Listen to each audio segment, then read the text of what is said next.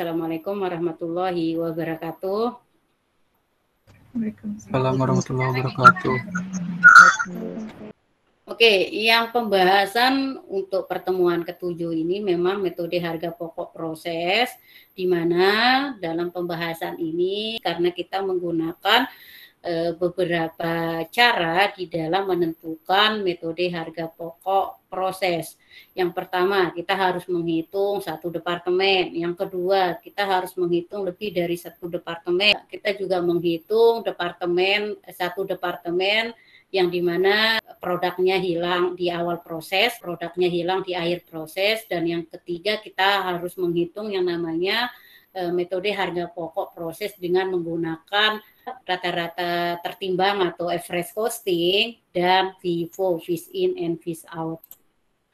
Bagaimana metode harga pokok proses? Jadi tolong diperhatikan bagaimana metode harga pokok proses di dalam mengkalkulasikan biaya produksi dalam proses tersebut.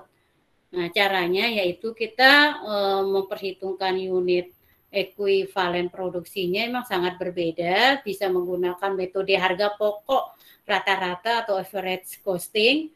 Yang kedua adalah menggunakan metode FIFO atau phase in and phase out. Nah, untuk yang menggunakan metode harga pokok rata-rata di sini caranya adalah dihitung total biaya untuk masing-masing jenis biaya produksinya. Jenis biaya produksinya itu kan baik bahan baku, biaya tenaga kerja, ataupun kalau ada bahan penolong, kemudian BOP-nya. Nah, itu harus diperhatikan. Terus kemudian dihitung jumlah unit ekuivalen produksi yang dihasilkan dalam periode yang bersangkutan. Nah, artinya di sini adalah barang jadi yang ditransfer ke departemen selanjutnya ini akan ditambah dalam proses AIS menurut unit ekuivalennya. Dan yang ketiga adalah harga pokok rata-rata ini kemudian berdasarkan total biaya dibagi dengan unit ekuivalennya. Di sini adalah contohnya. Contoh dari metode rata-rata tertimbang atau average costing. Nah, untuk yang unit ekuivalennya di sini adalah unit selesai ditambah persentase produk dalam proses akhir. Nah, untuk menghitung harga pokok per unitnya di sini tinggal kalian menambahkan biaya yang melekat di produk dalam proses awal ditambah dengan biaya yang periode sekarang dibagi unit ekuivalen. Nah, di sini adalah contoh dari data produksinya. Nah, kemudian bagaimana caranya? Pastinya kita menghitung unit ekuivalensinya. Unit ekuivalensinya kan caranya sebenarnya sama aja. Ini sudah dijelaskan di awal, tidak perlu dijelaskan kembali karena 35.000 kan udah ada di dalam soalnya tuh. Nah, 9.000-nya ini yang departemen 1 karena kita menghitung departemen 1 ada yang menghasilkan 44.000 kg, 41.300 dan 41.300. Kenapa? Karena biaya konversi baik BTK dan BOP itu tingkat penyelesaiannya sama 70%. Nah, di sini kita menghitung laporan biaya produksinya. Laporan biaya produksinya untuk data produksi atau kuantitas di sini produk dalam proses awal 4.000, kemudian yang dimasukkan dalam proses 40 itu kan udah ada di dalam tabel sebelumnya ya. Kalau jumlahnya itu 44.000. Kalau produk selesai ditransfer ke departemen 2 itu 35.000 kan udah ada di dalam tabel tuh. Jadi PDP akhirnya di sini adalah 9.000, kalau kita totalkan tetap jadi 44.000 kg. Biaya yang dibebankan pada departemen pertama di sini adalah yang pertama pada biaya bahan baku. Totalnya di sini 22 juta. 22 juta dari mana? Udah ada di dalam ininya ya, soalnya ya. Nah, di sini. Nah, soalnya di sini karena di sini adalah yang melekat pada PDP, kita tinggal memindahkan saja dari departemen 1, kemudian dikeluarkan periode sekarang juga tinggal memindahkan ini. Kalau kita tambahkan kan jadinya 22 juta. 22 juta kalau unit ekuivalennya kan udah ada di dalam sini, terus dibagi berarti kan biaya produksi per unitnya ada yang 500, 750, dan 950, sehingga totalnya kan 2.200. Makanya untuk total biayanya itu 22 juta dari soal yang melekat pada PDP dan dikeluarkan periode sekarang ditambah ya. Nah, makanya di sini ada total biayanya. Tuh, tinggal dipindahkan aja. Per unitnya sudah diketahui di sini, tinggal kalian pindahkan aja sehingga hasil jumlah yang dibebankan itu 92 juta, jadi sama. Ini sama, kemudian untuk yang selanjutnya kita menghitung yang namanya biaya harga pokok produk selesai ditransfer ke Departemen 2 di sini adalah sebesar 77 juta. Artinya kita untuk produk selesai ke Departemen 2-nya kan 35.000 dikali dengan jumlah unitnya. Jumlah unitnya kan 2.200 rupiah. Maka hasilnya 77 juta. Nah, kemudian untuk yang barang dalam proses akhir ini sesuaikan tingkat penyelesaian masing-masing jenis biaya dikalikan dengan 9.000 di sini sudah ada dalam soalnya, kemudian dikalikan dengan per unitnya masing-masing biaya yang dibebankan sehingga totalnya 15.210. Kalau kita totalkan secara keseluruhan, maka jumlah biaya produksi yang dibebankan pada Departemen 1 Rp92.210.000 sama dengan total biayanya. Nah, kemudian bagaimana metode rata-rata tertimbang pada departemen yang kedua? Kalau yang kedua di situ sebenarnya caranya juga sama untuk menghitung unit ekuivalen, yaitu berbeda dengan yang nilainya saja. Kalau tadi kan 35, kalau sekarang kan 38. 38 yang di sini untuk yang departemen 2. Ya, kemudian sehingga akan menghasilkan yang namanya unit ekuivalen. Unit ekuivalen kemudian kita menghitung perhitungan biaya produksi per unitnya. Yang pertama untuk yang melekat pada PDP-nya yaitu 11.150. 11.150 itu diperoleh dari ini ya. Nah, ini yang di dalam tabel 11.150.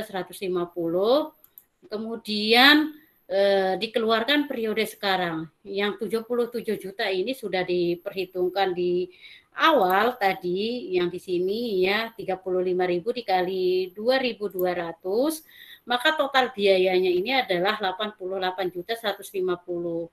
Nah, unit ekuivalen sudah dihitung di awal 41.000, kalau kita bagi jadi 2.150 per unit. Untuk yang biaya konversi BTK dan BOP, tinggal disesuaikan aja, ada di dalam tabel nilainya di sini. Nah, Departemen 2, kemudian untuk yang biaya yang dikeluarkan 37.068 sebenarnya sudah ada ya di sini ya. Nah, udah ada di sini. Nah, jadinya tinggal kalian totalkan saja. Totalnya ada yang 38, 220, dan 48 sekian. Sehingga total biaya secara keseluruhan 174.850. Untuk yang biaya produksi per unitnya totalnya 4.325. Nah, selanjutnya barulah kalian bisa membuat laporan biaya produksi. Laporannya tinggal dipindahkan saja dari perhitungan sebelumnya.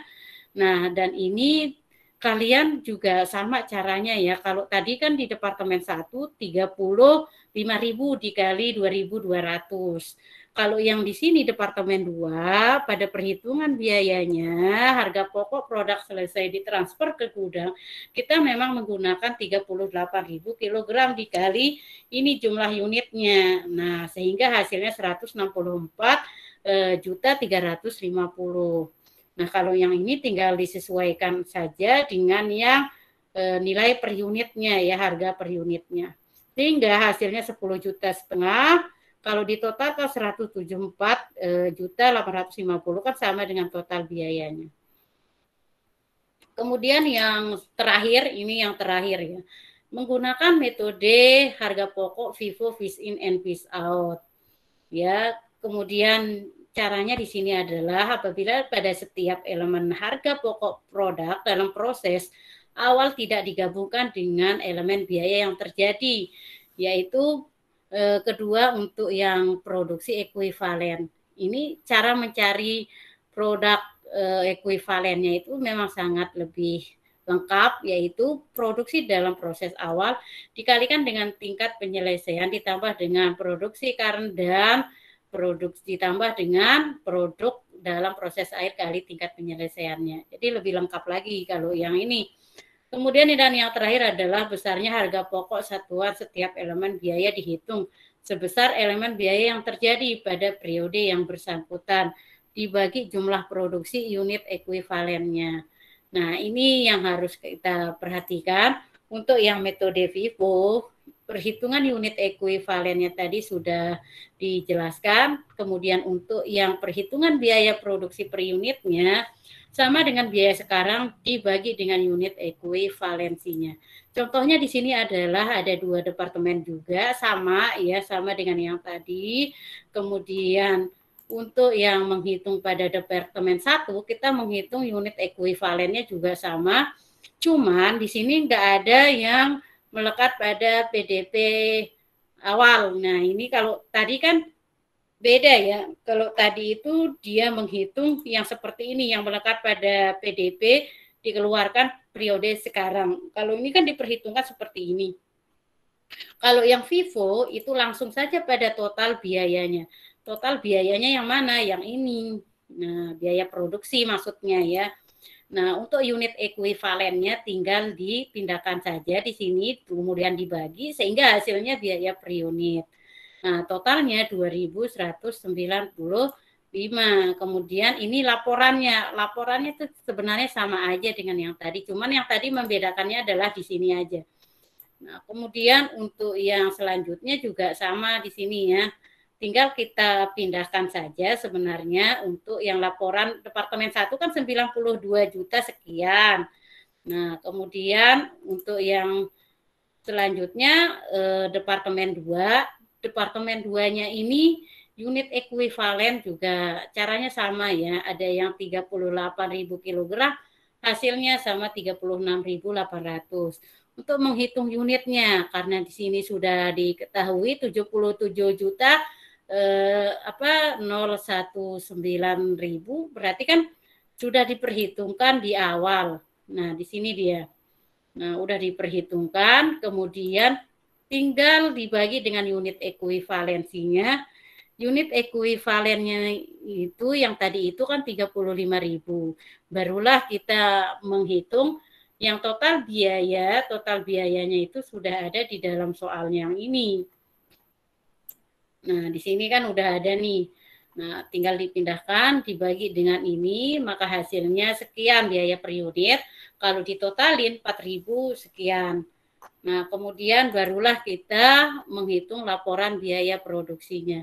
Laporan biaya produksinya di sini kita bisa menghitung data kuantitasnya. Totalnya di sini adalah 41.000 kilogram.